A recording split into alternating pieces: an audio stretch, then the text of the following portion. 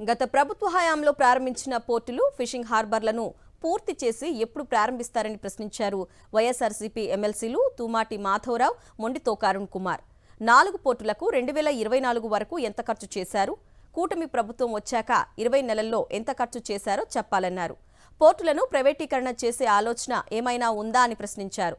పోర్టులు పూర్తి కాకుండానే మోడర్నైజేషన్, అప్గ్రేడేషన్లకు టెండర్లు పిలవడం వెనుక ఆంతర్యం ఏంటని ప్రశ్నించారు వారు. ఏవైతే గత ప్రభుత్వంలో మొదలైనయో ఆ 4 పోర్టులు 2024 వరకు ఎంత ఖర్చు పెట్టారు, ఈ 20 నెలలు ఎంత ఖర్చు పెట్టారు అనేది ఒకటి కూడా వివరాలు ఇవ్వాల్సిందిగా కోరుతా ఉన్నాం. వాటి అంచనాలు ఏమైనా సవరించారనేది కూడా మిమ్మల్ని అడుగుతా ఉన్నాం. ఎగ్జాక్ట్గా అదే టెండర్లు కంటిన్యూ అవుతున్నాయా, లేకపోతే అంచనాలు ఏమైనా సవరించారా? ఫిషింగ్ హార్బర్లకు వచ్చేటప్పటికి ఉప్పాడ ఏదైతే ఫిషింగ్ హార్బర్ ఉందో గత సెషన్లో ఇచ్చినప్పుడు 252 కోట్లు ఖర్చు పెట్టామని చెప్పారు అధ్యక్ష. ఇప్పుడు వచ్చి 282 కోట్లు చెప్తున్నారు అధ్యక్ష. మచిలీపట్నం వచ్చేటప్పటికి గత సెషన్లో 261 కోట్లు ఖర్చు పెట్టినట్టు చూపిస్తా ఉన్నారు.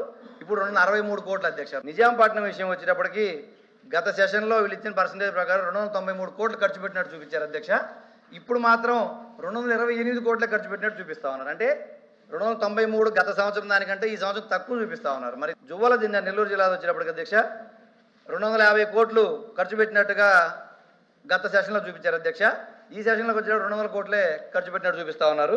ఇది కాకుండా ఇంకా గత ప్రభుత్వంలో మొదలుపెట్టినవి ఇంకా కూడా 6 ఫిషింగ్ హార్బర్లు ఉన్నాయి.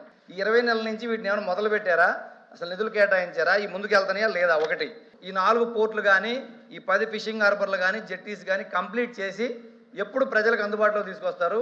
అవి వస్తేనే మనకి కేంద్ర ప్రభుత్వం ఇచ్చిన 39,000 కోట్ల రహదారులకు అనుసంధానం చేస్తేనే అది అగ్రికల్చర్ కావచ్చు, ఫిషింగ్ కావచ్చు, అన్ని రకాలుగా ఎక్స్పోర్ట్స్, ఇంపోర్ట్స్, పరిశ్రమలకు కానీ అన్నిటికీ ఇది ముడిపడి ఉంది. కాబట్టి మీరు ఎంత తొందరగా దీన్ని కంప్లీట్ చేసి మీరు ప్రారంభాలు చేస్తేనే ఈ రాష్ట్రానికి ఇన్కమ్ పెరిగి మన రాష్ట్ర ప్రభుత్వానికి కూడా ఆదాయ వనరులు సమకూర్తని చెప్పి సందర్భం అడుగుతున్నా.